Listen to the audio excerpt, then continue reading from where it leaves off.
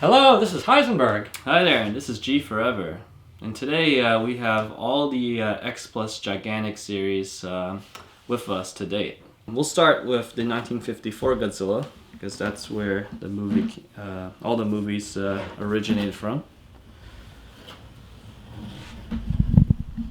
So, as you see, it looks pretty close to what you saw in the movie, very close to the original suit. So let me turn him around so you can see the back of his fins and his tail. Yeah, let me zoom in. Oh yeah, I'm zooming in. Got the tail. Looking at the tail here. I'm going up the tail. Yep. So they did, very detailed on the spines.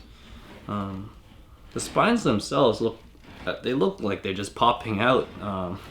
Even though it's the figure is a three-dimensional figure, but for some reason, to me at least, the spines really stick out. Oh yeah. He's got big eyes. Big eyes, yep. Oh, and he's black and white. He's black and white, just like the movie, the original movie. Yeah, so he's got like the tongue, for example. Yep. Tongue is gray. Yep. You can even see they have a little webbing between the thumb and the index finger. Yeah, let me show his hands. Yep. Yep, there's his hand. Yep. There's one hand. Let me show the other hand. The detail on the figure is pretty good. You can see like the skin pattern changes on the chest and the neck.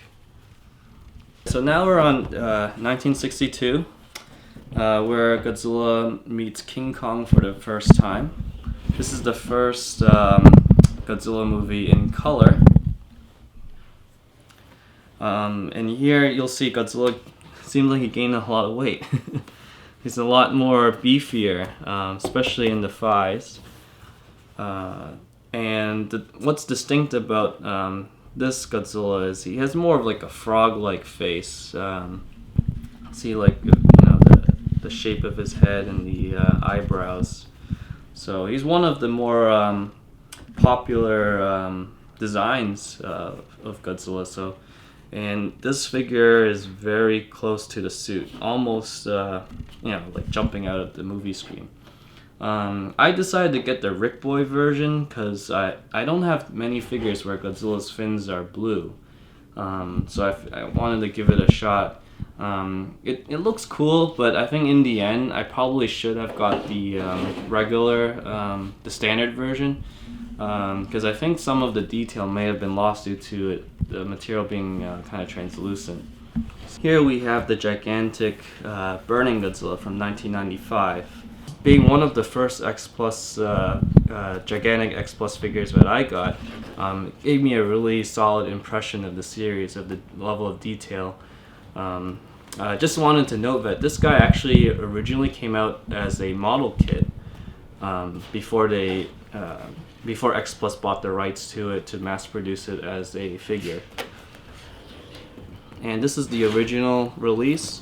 So the difference between the, I believe the Diamond's release in the US is this one doesn't have all the, the clear parts on the chest which lead up to the neck.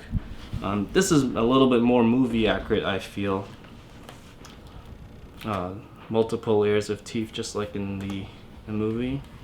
And I'm going to bring them back around so you can see the spines a little better. So they're clear with the the orange fire effect, just like from the movie. And they just painted the charcoal black in the center.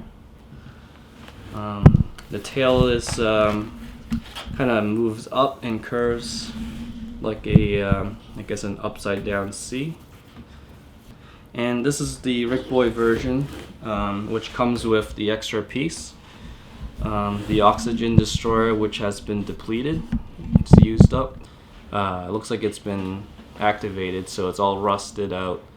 And it comes with a base resting in the bottom floor, the sea floor. And here is the Ghidorah Destroyah. Here is Godzilla 2000 by Yuji Sakai. He's the one who created the maquette version of Godzilla 2000, so they made the I guess he's the one who sculpted this figure, and he also designed the original design for Godzilla 2000 and the maquette version. So he comes with a little stand, and this is the standard version. So you have the regular purple spines.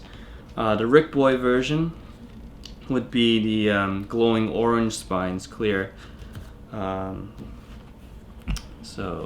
And he's probably one of the longer figures that I have. He's very, he's actually not too tall compared to the other, probably the smallest of all the Gigantics that I have. Pretty long. Very long. Very. If you look into his, his eyes, his face, more dragon-like, just like the design. The teeth is angled out more. A lot of detail in the mouth, and the teeth.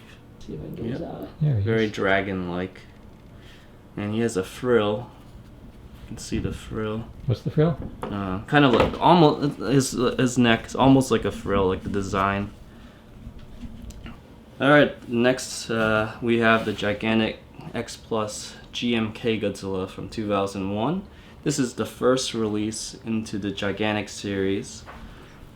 And with the Ric Boy version, it comes with his heart from the movie at the end of the film. Again, very detailed, very deep. This is a stylized version of GMK, so you'll see his fins are kind of, how do you say it, like bent, kind of curved. Rather than, I think in the movie it wasn't as curved. So let me bring him around so you can see the fins a little bit. I'm going to zoom in on the fins. So lots of detail here. Looks like it's kind of the fins are very white, and the black charcoal in the center. It's a very angry face. This is probably, this is a, this Godzilla is actually kind of like the god of destruction in the films. Your X-Plus GMK Gigantic Series. I think this was one of the most favorite X-Plus figures that were released. The latest release and the largest of the Gigantic series is the 2016 Shin Godzilla. This is the Ric Boy version with the purple color scheme and the open mouth. Yeah, we showed this in an earlier video. Yes, where we compared the 25 centimeter X-Plus and the Defo Real.